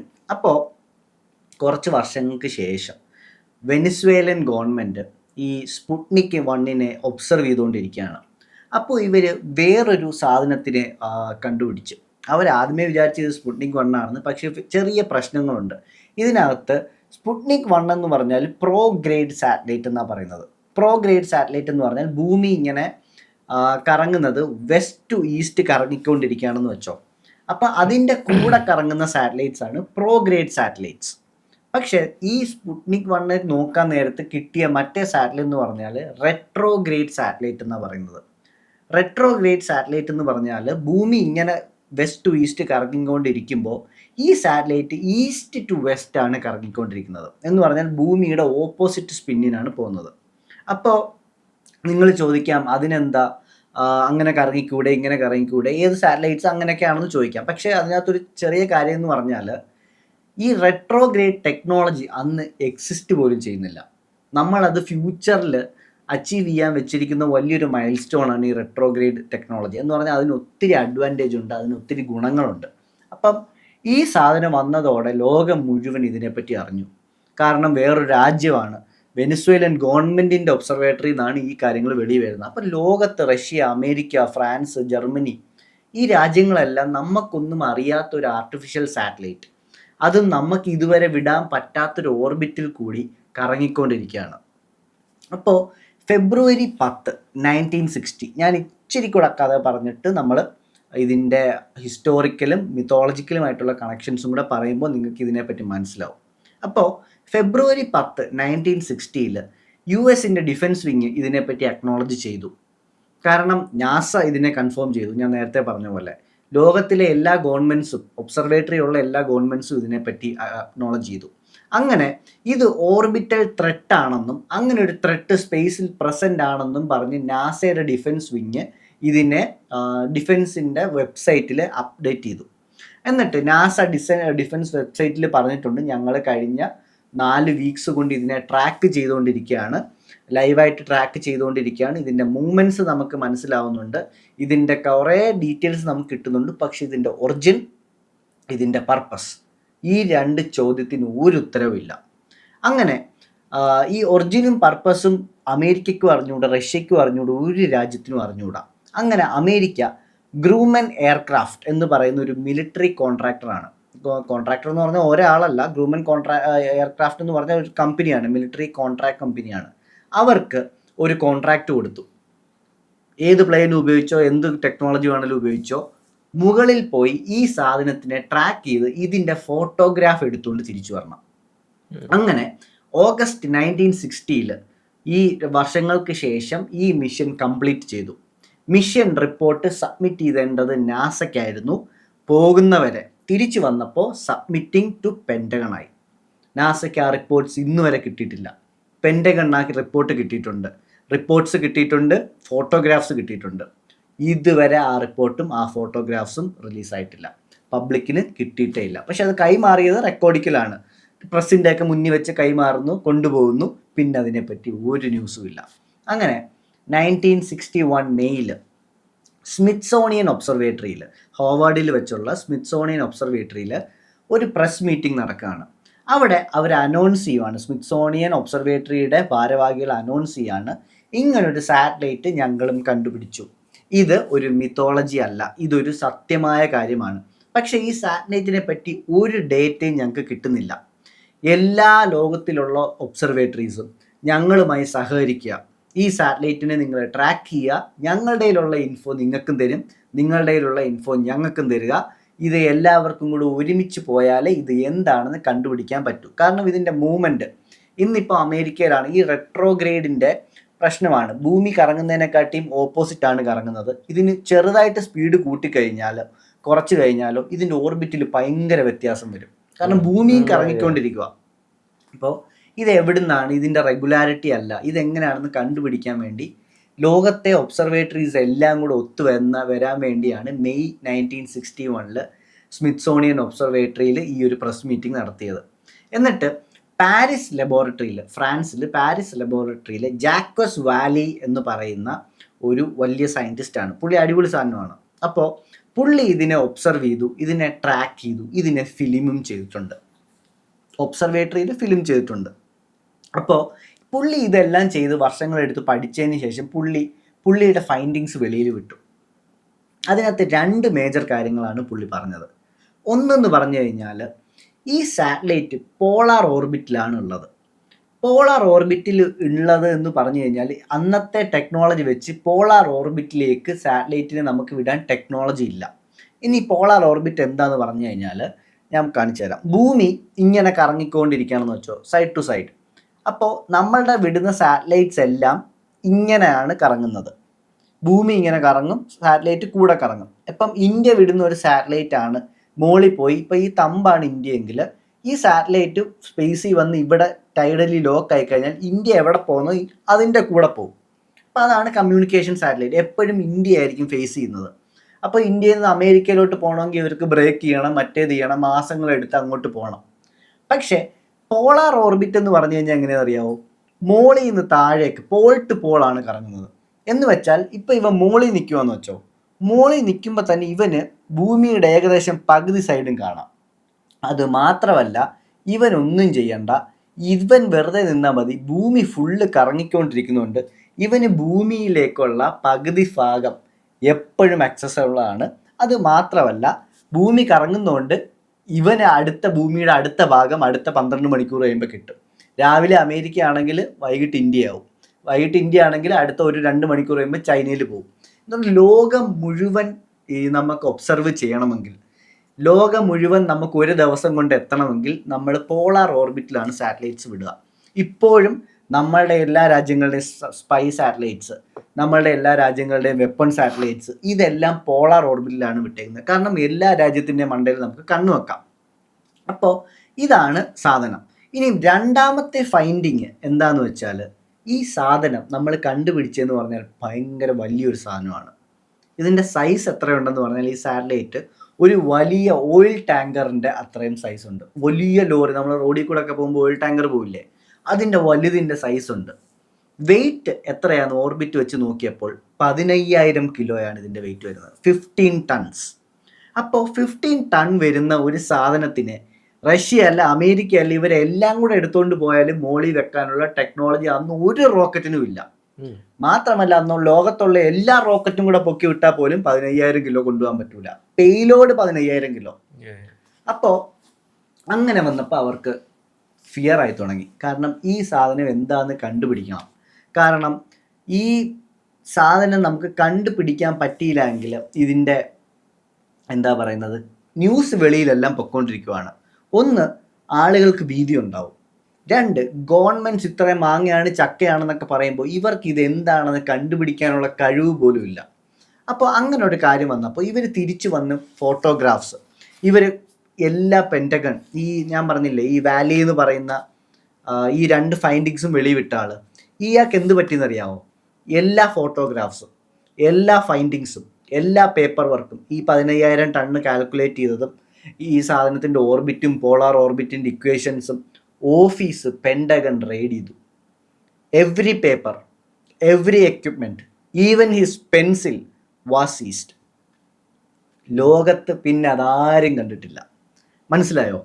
അത് മാത്രമല്ല ഞാൻ ഈ പറയുന്ന ഈ വാലി എന്ന് പറയുന്ന സയൻറ്റിസ്റ്റ് ഇന്നും അലയമാണ്. പുള്ളി ഇന്നും ജീവിച്ചിരിപ്പുണ്ട്. ജോ റോഗൻ്റെ പോഡ്കാസ്റ്റിൽ വന്നിട്ട് ഇതെല്ലാം അവിടെ ഇരുന്ന് പറയുന്നുണ്ട്. അപ്പം ഹീസ് സ്റ്റിൽ ഉള്ള ആളാണ്. അപ്പോൾ പണ്ടത്തെ കാര്യങ്ങളൊന്നും അല്ല. ഇത് നടന്നിട്ട് 10-40 വർഷമായെങ്കിലും പുള്ളി ഇപ്പോഴും എല്ലാ പോഡ്കാസ്റ്റിനും എല്ലാ ന്യൂസ് ചാനലിലും പോയി ഇത് വിളിച്ച് പറഞ്ഞുകൊണ്ടിരിക്കുകയാണ്. അപ്പോൾ ഇത്രയും കാര്യങ്ങളൊക്കെ സംഭവിച്ചു. പെൻറ്റഗൺ ആദ്യമേ മറ്റേ ഗ്രൂമാൻ്റെ കൂടെ ഫോട്ടോഗ്രാഫ്സ് വിട്ടത് പെൻറ്റഗൺ എടുത്തു. വാലിയുടെ ഫൈൻഡിങ്സ് പെൻറ്റഗൺ എടുത്തു. അപ്പം പബ്ലിക്കും സയൻറ്റിഫിക് കമ്മ്യൂണിറ്റിയും എല്ലാം ഇതിനെതിരായി, പെൻറ്റഗണെതിരായി. നിങ്ങൾ എന്താ ഇത് പറയാതിരിക്കുന്നത്? അങ്ങനെയാണ് ഇങ്ങനെയാണെന്നൊക്കെ പറഞ്ഞപ്പോൾ ഗവൺമെൻറ്റിന് ഇതൊരു കൺസേൺ ആയി വന്നു. കാരണം ഭയങ്കര ഫേമസ് ആയിപ്പോയി ഈ കാര്യം. അങ്ങനെ USA ഇതിനൊരു തീരുമാനം ഉണ്ടാക്കാമെന്ന് പറഞ്ഞുകൊണ്ട് ഒരാളെ സ്പേസിലോട്ട് വിട്ട് ഇതിനെ സ്റ്റഡി ചെയ്യാൻ തീരുമാനിക്കുക. ഇതെല്ലാം നടന്ന കാര്യമാണ്. ഞാൻ ഈ വർഷവും പേരും ഒക്കെ പറയുമ്പോൾ നിങ്ങൾക്ക് സെർച്ച് ചെയ്ത് നോക്കാനാണ് ഞാൻ ഇത് എടുത്തെടുത്ത് പറയുന്നത്. അപ്പോൾ USA ബ്ലാക്ക് നൈറ്റ് സാറ്റലൈറ്റിനെ പഠിക്കാൻ വിട്ട ആളുടെ പേരാണ് ഗോർഡൻ കൂപ്പർ. ഗോർഡൻ കൂപ്പറിനെ സെലക്ട് ചെയ്തു. അപ്പോൾ അമേരിക്കൻ ആസ്ട്രോനട്ടാണ് ഗോർഡൻ കൂപ്പർ. പുള്ളി എന്ന് പറഞ്ഞാൽ നമ്മുടെ നീൽ ആംസ്ട്രോങ് അങ്ങനെയുള്ള ഒരാളല്ല, നമ്മൾ പൊളപ്പനാണ്. എന്ന് പറഞ്ഞാൽ റേസിംഗ് കാറുകളുടെ ഓണർ, ഫാസ്റ്റ് പ്ലെയിൻസ് ഉണ്ട് പുള്ളിക്ക്, രാജ്യം മുഴുവൻ ഫാൻസാണ്. കുഞ്ഞിലെ തൊട്ട് ചൈൽഡ്ഹുഡ് തൊട്ട് തന്നെ ഫ്ലൈറ്റ് ഓടിക്കാൻ പഠിച്ചു. അത് കഴിഞ്ഞ് പൈലറ്റായി. പൈലറ്റിന് ശേഷം ഫൈറ്റർ പൈലറ്റ്സിന് ശേഷം ഇയാൾ സ്പേസ് പൈലറ്റായി. അപ്പം അങ്ങനെ വന്നൊരു വൺ ഓഫ് എ കൈൻഡ് മച്ചാനാണ്. അങ്ങനെ 1963 മെർക്കുറി അറ്റ്ലസ് 9 എന്ന് പറയുന്ന ഒരു മിഷൻ പുള്ളി പറക്കാൻ പോവാണ്. ലോങ്ങസ്റ്റ് സ്പേസ് ഫ്ലൈറ്റ് ആയിരുന്നു അന്നത്തെ, ഏറ്റവും വലിയ സ്പേസ് ഫ്ലൈറ്റ്. അപ്പോൾ ഇതിനകത്ത് ലാൻഡിങ് ടൈമിൽ പുള്ളി ആരാണെന്ന് ഞാൻ നിങ്ങൾക്കൊരു ഇൻട്രൊഡക്ഷൻ തരികയാണ്. ലാൻഡിങ് ടൈമിൽ ലാൻഡിങ് മോഡ്യൂൾ ഫെയിലായി, auto pilot is not working. അപ്പോൾ പുള്ളി എന്ത് ചെയ്യുന്നറിയോ, നമ്മൾ സിനിമയിലൊക്കെ കാണുന്ന പോലെ ഇൻഡർസ്റ്റെല്ലാറിൽ ലാൻഡ് ചെയ്യൂലേ, സ്റ്റിക്ക് എടുത്ത് മാനുവലായിട്ട് ലാൻഡിങ് സ്റ്റിക്ക് വെച്ച് ലാൻഡ് ചെയ്ത് ലോങ്ങസ്റ്റ് റൈഡാണ്. തിരിച്ചു വരുന്ന സമയത്ത് പുള്ളിയെ വരച്ച് ലാൻഡിങ്ങിൻ്റെ സാധനത്ത് ഇട്ടത് വെറും 4 മൈൽസ് അപ്പുറത്ത് പുള്ളി ജനലിൽ കൂടെ നോക്കി ലാൻഡ് ചെയ്ത ആളാണ്. മനസ്സിലായോ? Landing shuttle. അതാണ് പുള്ളിയുടെ പൊളപ്പ്. അത് മാത്രമല്ല, ഈ സാധനം റിപ്പോർട്ട് ചെയ്തതിന് ശേഷം ഇതുപോലെ എന്താ പറയുന്നത്, only pilot in space history, പുള്ളിക്ക് ഈ ഒരു പട്ടം കൂടെ ഉണ്ട് കേട്ടോ, സ്പേസ് ഹിസ്റ്ററിയിലെ the only pilot to take a nap while lift off എന്ന് പറഞ്ഞാൽ പുള്ളി ടെസ്റ്റിന് വേണ്ടിയും ഡെമോൺസ്ട്രേഷന് വേണ്ടിയും ഈ എന്താ പറയുക കോൺഫിഗറേഷൻ ഫ്ലൈറ്റ്സിന് വേണ്ടിയും പോയി പുള്ളി മിഷൻസിന് പോകുമ്പോൾ ലോകത്തിലെ ഒരേ ഒരു പൈലറ്റാണ് കയറി ഉറങ്ങി. കാരണം 3 മണിക്കൂറുണ്ട്, മോളെ എത്താൻ 3 മണിക്കൂർ എടുക്കും. ആ 2 മണിക്കൂർ പുള്ളി ഉറങ്ങി.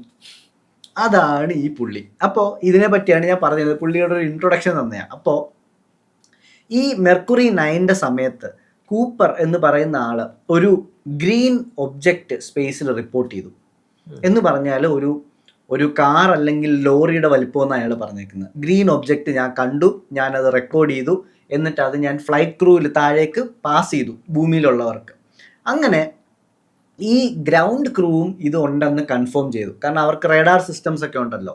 കൺഫേം ചെയ്തു. അവസാനം ഗ്രൗണ്ട് ക്രൂ നാസയ്ക്ക് കൊടുത്തു. നാസ ഈ സാധനത്തിനെ ട്രാക്ക് ചെയ്തു, സ്റ്റേഷൻസിലെല്ലാം അലേർട്ട് ചെയ്തു. നമ്മളുടെ ക്രാഫ്റ്റിൻ്റെ ഈ പാത്തില്ലേ അതുവരെ ചേഞ്ച് ചെയ്തു. ഇതെല്ലാം റെക്കോർഡിക്കലാണ്. ഇത് ഇത്രയും സാധനം റെക്കോർഡിക്കലാണ്. നാസ പറഞ്ഞത് unknown moving object travelling east to west retrograde orbit. മനസ്സിലായോ? ആ സാധനം എന്നിട്ട് അന്ന് പറഞ്ഞത് തന്നെ NBC ന്യൂസിൽ വന്നു, BBC ന്യൂസിൽ വന്നു, ലോകം മുഴുവൻ ന്യൂസിൽ അത് കേട്ടു. ഏകദേശം 130 വർഷം മുന്നെയാണ്. അന്ന് ലോകം മുഴുവൻ ഏളിയൻസിനെ കണ്ടു എന്ന് വിചാരിച്ച ദിവസമാണ്. അപ്പോൾ കൂപ്പർ ലാൻഡ് ചെയ്ത ദിവസം എല്ലാ ലാൻഡിങ്ങും കഴിഞ്ഞിട്ട് നേരെ പ്രസ് കോൺഫറൻസ് ഉണ്ട്. ഈ വന്നിരുന്ന് ഒരു അരമണിക്കൂർ കഴിഞ്ഞിട്ട് അന്ന് പ്രസ് കോൺഫറൻസ് ക്യാൻസലാക്കി. കൂപ്പറിനെ ന്യൂസ് ചാനലുകാർക്ക് കാണാൻ കൊടുത്തില്ല. മനസ്സിലായോ? എന്നിട്ട് നാസ ഈ കാര്യങ്ങളെല്ലാം വെളി വന്നല്ലോ. നാസ ഇതിന് ഒഫീഷ്യലായിട്ടൊരു റെസ്പോൺസ് കൊടുത്തു ഈ ഗ്രീൻ ഒബ്ജക്റ്റിന്. കൂപ്പറിൻ്റെ ഓക്സിജൻ ടാങ്കിൽ ഓക്സിജൻ്റെയോ കാർബൺ ഡൈ ഓക്സൈഡിൻ്റെ അളവ് ഇച്ചിരി വ്യത്യാസമായിരുന്നു. അപ്പം ഇത് വലിച്ചു കയറ്റി പുള്ളി ഹൈ ആയിട്ട് ഹാലുസിനേറ്റ് ചെയ്തതാണെന്ന്. മനസ്സിലായോ?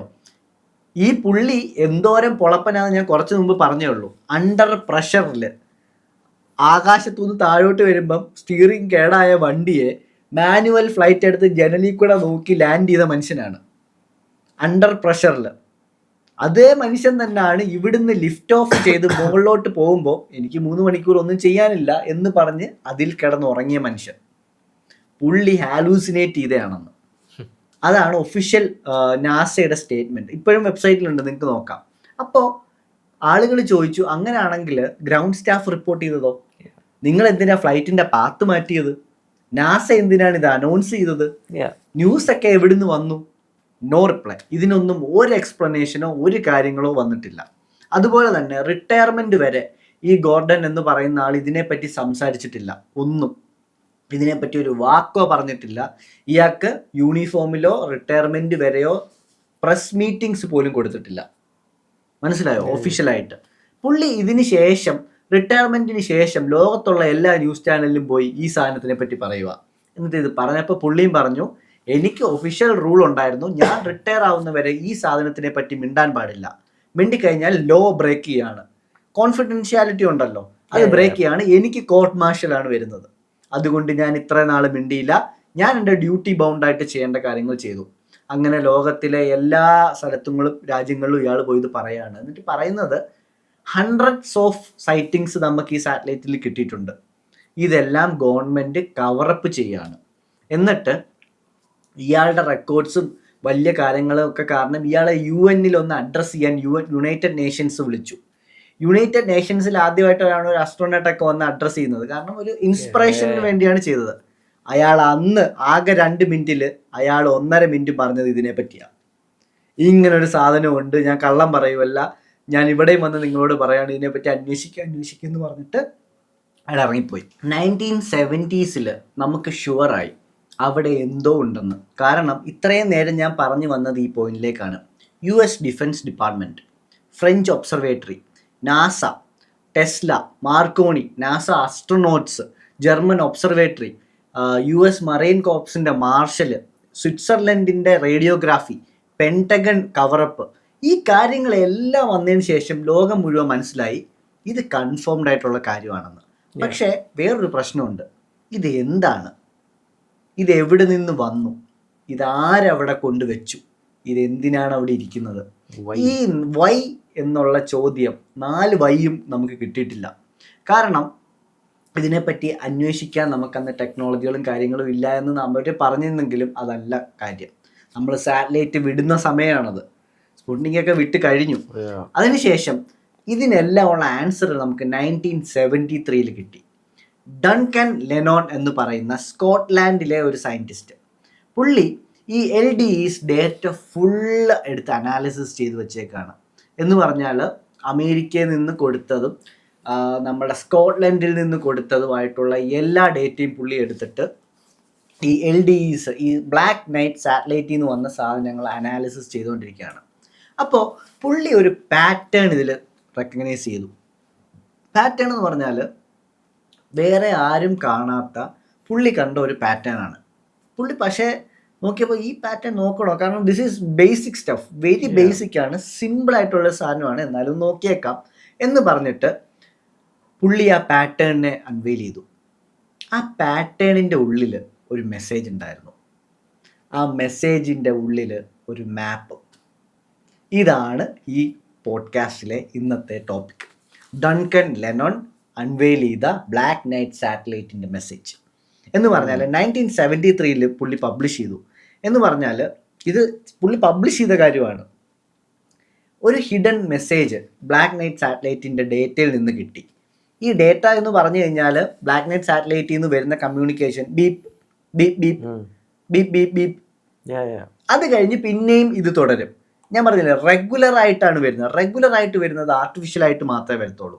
എൻ്റെ ഇപ്പോൾ ഫോണിനെടുത്ത് ഞാൻ ഇവിടെ ഒരു റേഡിയോഗ്രാഫി വെച്ച് കഴിഞ്ഞാൽ ഫോണിൽ നിന്ന് വരുന്ന എമിറ്റിംഗ് ഒരു പ്രത്യേകം പാറ്റേൺ ആയിരിക്കും. പക്ഷെ ഞാനിപ്പോൾ ഒരു വയലിൽ കൊണ്ടൊരു കിളിയുടെ ആണ് നോക്കുന്നതെങ്കിൽ വെരി റാൻഡം ആയിരിക്കും. അപ്പോൾ അതാണ് ഇതിൻ്റെ കോർ സാധനം. അപ്പോൾ ഈ പാറ്റേൺ എടുത്ത് പുള്ളി കോഡാക്കി. കോഡെന്ന് പറഞ്ഞാൽ ബീപ്പിനെ 0, 1 അങ്ങനെയൊക്കെ എടുത്ത് കോഡാക്കിയിട്ട് ഈ കോഡിനെ പുള്ളി ഗ്രാഫിൽ പ്ലോട്ട് ചെയ്തു.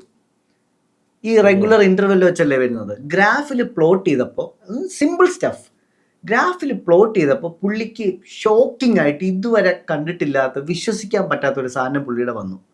എന്ന് പറഞ്ഞു കഴിഞ്ഞാൽ same pattern, same code, same everything.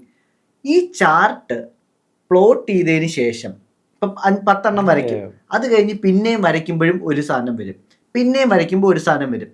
ഈ സാധനങ്ങളെല്ലാം ഒരേ ഗ്രാഫാണ്. ഈ ഗ്രാഫ് പുള്ളി എടുത്ത് നോക്കിയപ്പോൾ മനസ്സിലായി ബുയിറ്റസ് എന്ന് പറയുന്ന കോൺസ്റ്റലേഷൻ ആണ് ഇതിനകത്തെല്ലാം വരുന്ന പടം. ഞാൻ ഇതിനകത്ത് പടം കൊടുത്തേക്കാം. ഈ കോൺസ്റ്റലേഷൻ എന്ന് പറഞ്ഞാൽ ആകാശത്തുള്ള ഒരു ഗ്രൂപ്പ് ഓഫ് സ്റ്റാർസ് എന്ന് നമുക്ക് പറയുന്ന ഒരു സ്ഥലമാണ്.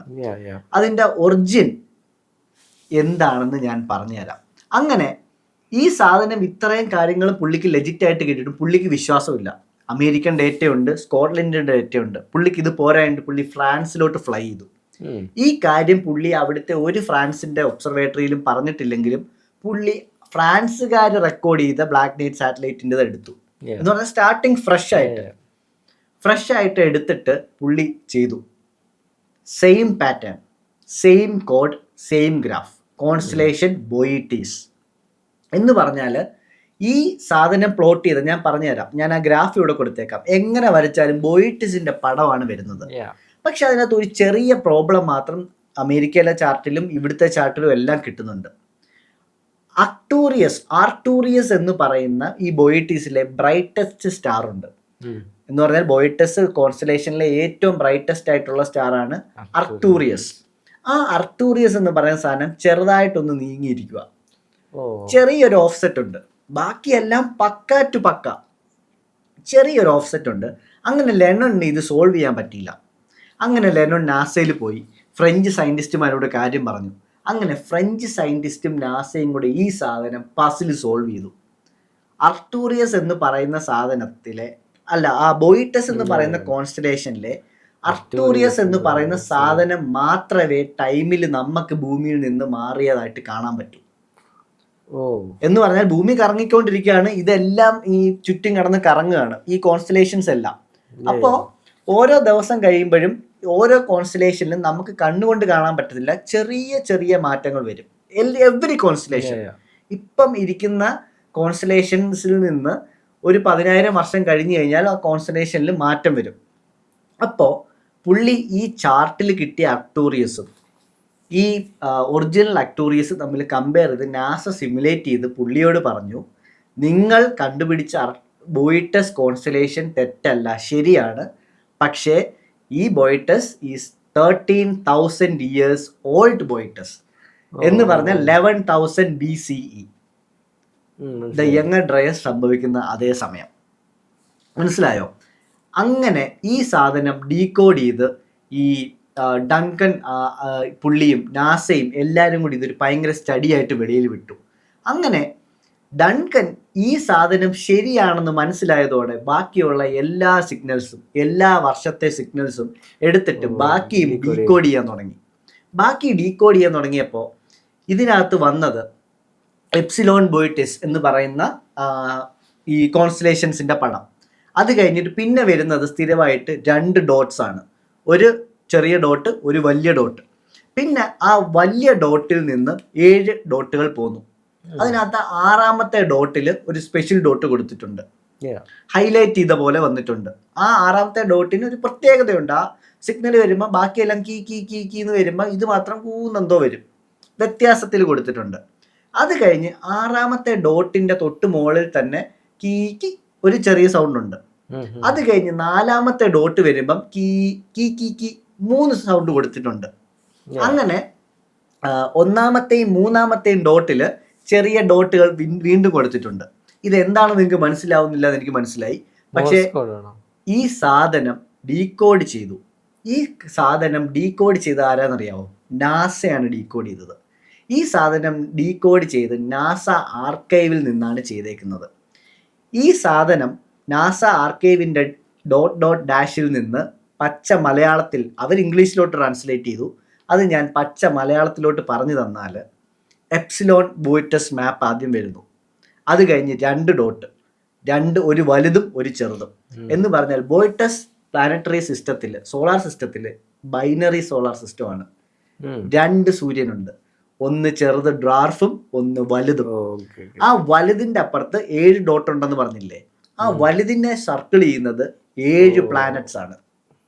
6ാമത്തെ പ്ലാനറ്റ് ആണ് ഹാബിറ്റബിൾ പ്ലാനറ്റ്. 6ാമത്തെ പ്ലാനറ്റ് മാത്രം വേറെ ടൂണിലാണ് വന്നത്. 6ാമത്തെ പ്ലാനറ്റിന്റെ കൂടെ ഒരു ചെറിയ ഡോട്ട് ഉണ്ടെന്ന് പറഞ്ഞില്ലേ? അതെന്താണെന്ന് നാസയുടെ ആർക്കൈവിൽ എടുത്ത് നോക്കിയപ്പോൾ 6ാമത്തെ പ്ലാനറ്റിന് ഒരു മൂണുണ്ട്. അപ്പോൾ അവർ വിചാരിച്ചു വേറെ സാധനത്തിനും ഇതുണ്ടല്ലോ, അതും കൂടെ നോക്ക് എന്ന് നോക്കി. 4ാമത്തെ ഡോട്ടിന്റെ അവിടെ 3 കുഞ്ഞു ഡോട്ടുണ്ട്. എപ്സിലോൺ ബൂയിട്ടസിന്റെ 4ാമത്തെ പ്ലാനറ്റ് എടുത്തു. അതിന് 3 മൂണുണ്ട്. ഓ, 1ാമത്തെയും 3ാമത്തെയും പ്ലാനറ്റിന്റെ കൂടെ ഓരോ കുഞ്ഞു കുത്തുണ്ട്. 1ാമത്തെയും 3ാമത്തെയും പ്ലാനറ്റിന് ഓരോ മൂണുകൾ വീതമുണ്ട്. മനസ്സിലായോ? ബ്ലാക്ക് നൈറ്റ് സാറ്റലൈറ്റ് എന്ന് പറയുന്ന സാറ്റലൈറ്റ് അതിന്റെ ഹോമിലേക്കുള്ള സിഗ്നൽ വിട്ടുകൊണ്ടിരിക്കുകയാണ്. അന്ന് മുതൽ ഇന്ന് വരെ 13,000 വർഷങ്ങൾക്ക് മുന്നേ ഉണ്ടായ ആ സാധനം ഇന്ന് വരെ ഈ സിഗ്നൽസ് വിട്ടുകൊണ്ടിരിക്കുകയാണ്. ഇത് നാസ ആർക്കൈവ്സിലോ ഞാൻ ഈ പറയുന്ന .. നെറ്റിലോ കിട്ടും. നിങ്ങൾക്ക് വേണമെങ്കിലും ഇത് കയറി നോക്കാം. ഇത് തെറ്റത്തില്ല. അത് മാത്രമല്ല, ഈ കാര്യം അറിഞ്ഞ് സ്പേസ് ഒബ്സർവേറ്ററീസ്, ലോകത്തിലെ സയന്റിഫിക് കമ്മ്യൂണിറ്റി മൊത്തം ഷോക്കായി പോയി. കാരണം ഇതിനെക്കാട്ടി വലിയ ഒരു ടെക്നോളജിക്കൽ കണ്ടുപിടുത്തം നമ്മളുടെ ജീവിതത്തിൽ വന്നിട്ടില്ല. എന്ന് പറഞ്ഞാൽ New York times, times magazine, NBC news, BBC, ലോകത്തുള്ള എല്ലാ ന്യൂസും ഇതിനെപ്പറ്റി എഴുതി.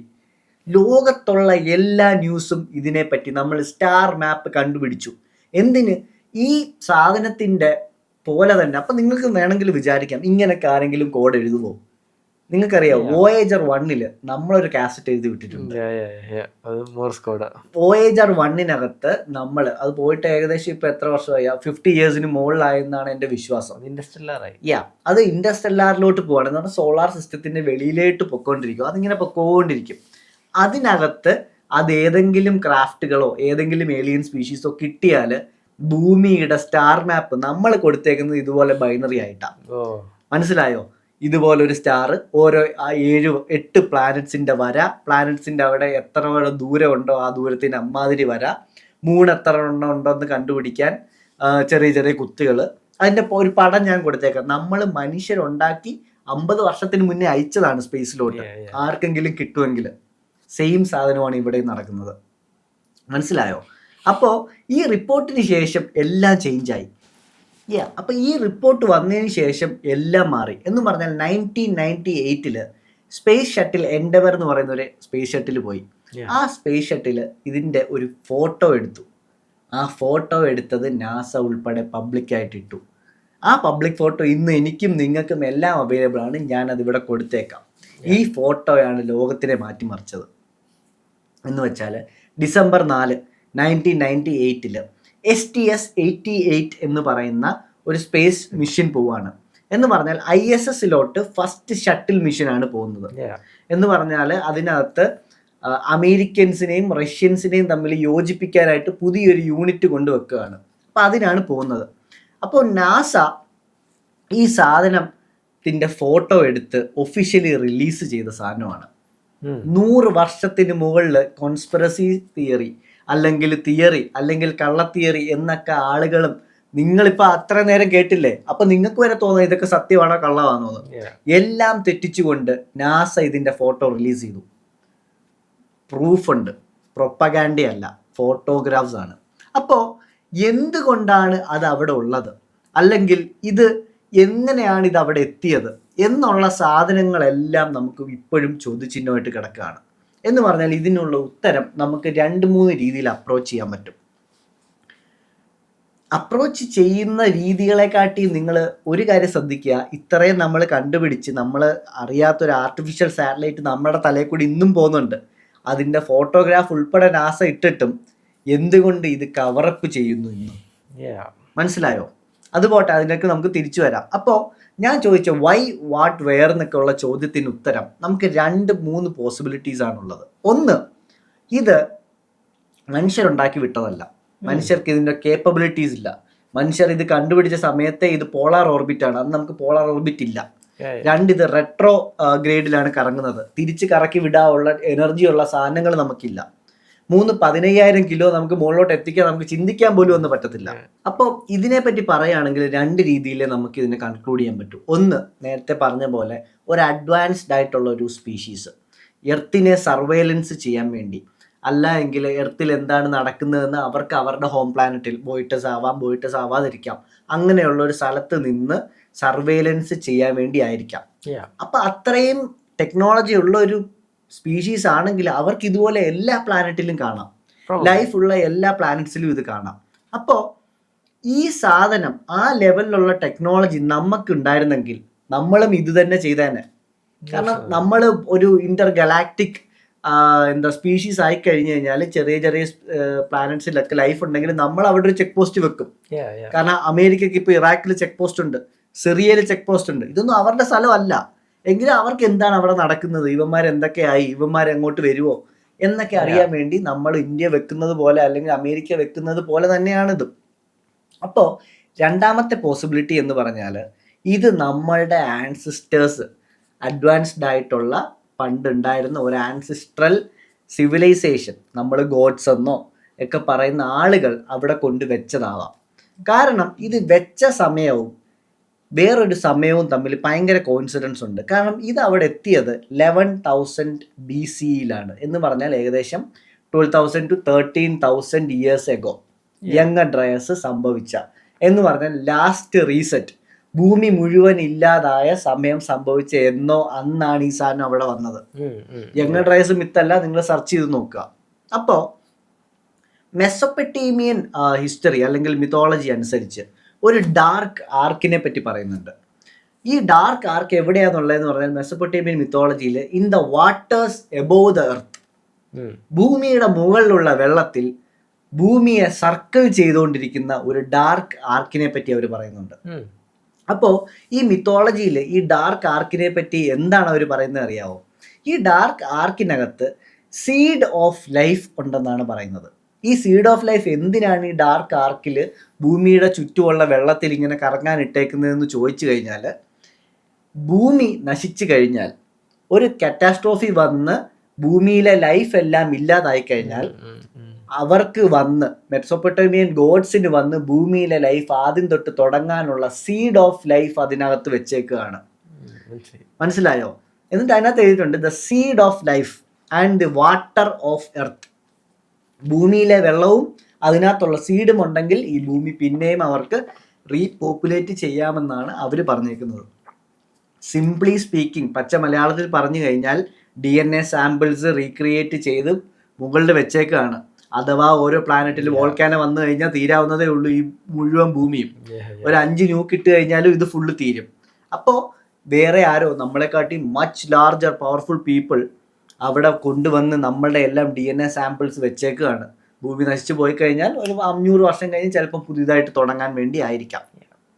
ഇത് എക്സ്റ്റിൻഷൻ ലെവൽ സംഭവിച്ചതാണ്. അത് മാത്രമല്ല, ഈ എക്സ്റ്റിൻഷൻ ലെവൽ ഇവന്റ് ഇതിനു മുന്നേ 6 വട്ടം സംഭവിച്ചിട്ടുണ്ട്. നമ്മൾ 7th സിവിലൈസേഷൻ ആണ്, 7th അഡ്വാൻസ്ഡ് സിവിലൈസേഷൻ. ഇതിന് മുന്നേ ഉള്ള 6 നമ്മളെക്കാട്ടിയും അഡ്വാൻസ്ഡ് ആയിട്ടുള്ള സിവിലൈസേഷൻസ് ഉണ്ടായിരുന്നു. അതിനെപ്പറ്റി ഒരു എപ്പിസോഡ് ഉടനെ ഉണ്ടാവും. അതുപോലെ തന്നെ ഹിന്ദുയിസത്തിലും ഇതിനെപ്പറ്റി പറയുന്നുണ്ട്, വിമാനാസ്. അതിനകത്ത് സൗഭ വിമാന എന്ന് പറയുന്ന വിമാനത്തെ പറ്റി പറയുന്നതെന്ന് വെച്ചാൽ അതിന് ഭയങ്കര പൊക്കത്തിൽ പറന്നിട്ട് സ്കൈയുടെ മുകളിലേക്കും അതിന് പോകാം. സ്കൈയുടെ മുകളിലേക്ക് പോയി കഴിഞ്ഞാൽ അത് ഇൻവിസിബിൾ ആയി പോകും. എന്നിട്ട് അതിന് സ്കൈയുടെ മുകളിലെ വെള്ളത്തിൽ 1000-ഓളം വർഷങ്ങൾ ഫ്ലോട്ട് ചെയ്ത് കിടക്കാം. സൗഭ വിമാനത്തിന്റെ, പുഷ്പക വിമാനം, സൗഭ വിമാനം, ഇതുപോലെ പലതുണ്ട്. അതിനകത്ത് സൗഭ വിമാനത്തിന്റെ സ്പെഷ്യാലിറ്റിയാണ് പറഞ്ഞത്. അതുപോലെ തന്നെ ചൈനീസ് മിത്തോളജിയിൽ ദ മൂൺ പാലസ് എന്ന് പറയുന്നൊരു സാധനത്തിനെ പറ്റി പറയുന്നുണ്ട്. എന്ന് പറഞ്ഞാൽ മൂണിനെ അപേക്ഷിച്ച് നോക്കുമ്പോൾ ഇത് കുഞ്ഞിയൊരു സാധനമാണ്, പക്ഷെ മൂൺ പോകുന്ന അതേ വഴിയാണ് ഇവനും പോകുന്നത്. എന്ന് പറഞ്ഞാൽ അത് ഓർബിറ്റ് ചെയ്യുവാണ് ഭൂമി എന്നാണ് ഇത് പറഞ്ഞേക്കുന്നത്. ഗ്രീക്ക് മിത്തോളജിയിൽ ഹീലിയോസ് എന്ന് പറയുന്ന ദൈവത്തിന്റെ സോളാർ ചാരിയറ്റ് എന്ന് പറയുന്നൊരു സാധനമുണ്ട്. അത് ഹീലിയോസ് എടുത്ത് സ്കൈയിൽ പ്ലേസ് ചെയ്തെന്നാണ് പറഞ്ഞത്. കൈ കൊണ്ടെടുത്ത് സ്കൈയിൽ വെച്ചിട്ടുണ്ട്. എന്തിനാണ്? മനുഷ്യനെ നോക്കാനും മനുഷ്യൻ എന്തൊക്കെ എപ്പോൾ പറ്റുന്നോ അതപ്പം ചാരിയറ്റ് ഹീലിയോസിനോട് ചെവിയിൽ സംസാരിക്കും. ഒബ്സർവേറ്ററി ആവാം, സാറ്റലൈറ്റ് ആവാം. എന്നിട്ട് അത് മാത്രമല്ല, ഈ ചാരിയറ്റ് ഒരു ഡിവൈൻ പാത്ത് എന്നും ഫോളോ ചെയ്യും. ആ പാത്തിൽ കൂടെ മാത്രമേ അതിന് പോകാനും പറ്റൂ. ആ പാത്തിൽ നിന്ന് മാറ്റണമെങ്കിൽ ഹീലിയോസ് വന്ന് വിളിക്കണം. ഓർബിറ്റിനെ പറ്റിയായിരിക്കും അവർ പറയുന്നത്. കാരണം ഓർബിറ്റാണ് ഒരു സർക്കുലാർ പാത്തിൽ പൊക്കോണ്ടിരിക്കുന്നത്. ഈ മിത്തോളജീസിനെ കാട്ടിയും ഇമ്പോർട്ടൻ്റ് ആയിട്ടുള്ളൊരു കാര്യമാണ് മെസൊപ്പൊട്ടേമിയൻ മിത്തിൽ പറഞ്ഞേക്കുന്നത്. എന്ന് പറഞ്ഞാൽ മെസൊപ്പൊട്ടേമിയൻ മിത്തിൽ ബോയിട്ടസ് എന്ന് പറയുന്ന കോൺസ്റ്റലേഷനെ പറ്റി പറയുന്നുണ്ട്. ബോയിട്ടസ് എന്നല്ല, വേറെ പേരിലാണ് പറയുന്നത്. അതിനകത്ത് ബ്രൈറ്റസ്റ്റ് സ്റ്റാർ ഞാൻ നേരത്തെ പറഞ്ഞില്ലേ, അർക്തുറസ്, ആ സാധനം എൻലിൽ എന്ന് പറയുന്ന ദൈവത്തിന്റെ വീടാണെന്നാണ് പറഞ്ഞേക്കുന്നത്. അർക്ടൂറസ് എന്ന് പറയുന്ന ബ്രൈറ്റസ്റ്റ് സ്റ്റാർ എൻലിൽ എന്ന് പറയുന്ന ദൈവത്തിൻ്റെ വീടാണെന്നാണ് പറഞ്ഞത്. എൻലിൽ ആരാണെന്ന് നമ്മൾ മെസൊപ്പൊട്ടേമിയയിൽ നോക്കിയാൽ മനുഷ്യനെ ഉണ്ടാക്കിയ ദൈവമാണ് എൻലിൽ. ആ എൻലിൽ എന്തുകൊണ്ടാണ് മനുഷ്യനെ ഉണ്ടാക്കിയെന്ന് പറഞ്ഞിട്ടുണ്ട്? The seed of life. Seed of ലൈഫും എർത്തിൻ്റെ ക്ലേയും ഉപയോഗിച്ചാണ് ഈ മനുഷ്യനെ പുള്ളി ഉണ്ടാക്കിയെന്നാണ് പറഞ്ഞേക്കുന്നത്. എൻലിൽ എന്തൊക്കെയാണ് ഭൂമിയിലോട്ട് കൊണ്ടുവന്നത്? മനുഷ്യനെയും ടെക്നോളജിയും പിന്നെ ബാക്കി കാര്യങ്ങളുമെല്ലാം. എന്നിട്ട് പുള്ളിയെ പറ്റി എന്താണ് പറഞ്ഞേക്കുന്നത്? പുള്ളി നിബീരു നിന്ന് കിയയിലോട്ട് പറന്നാണ് വന്നതെന്നും കിയയുടെ മുകളിൽ പുള്ളി നിർത്തി ഭൂമി മൊത്തം നോക്കിയിട്ട് ചെറിയ ക്രാഫ്റ്റിലാണ് താഴേക്ക് വന്നതെന്നും പറഞ്ഞിട്ടുണ്ട്. ഇത് മെസൊപ്പൊട്ടേമിയൻ കഥയാണ്, മനസ്സിലായോ? ഇത് മിത്തോളജി ആണോ, ഇത് തെറ്റാണോ എന്നൊന്നും നിങ്ങൾക്ക് എന്താ പറയാൻ പറ്റത്തില്ല. പറഞ്ഞാലും ഇതെല്ലാം എഴുതി വെച്ചിട്ടുള്ള സാധനമാണ്. അപ്പോൾ ഇയാളുടെ ചാരിയറ്റിനെ പറ്റി വേറൊരു കാര്യം കൂടെ മിത്തോളജിയിൽ പറയുന്നുണ്ട്.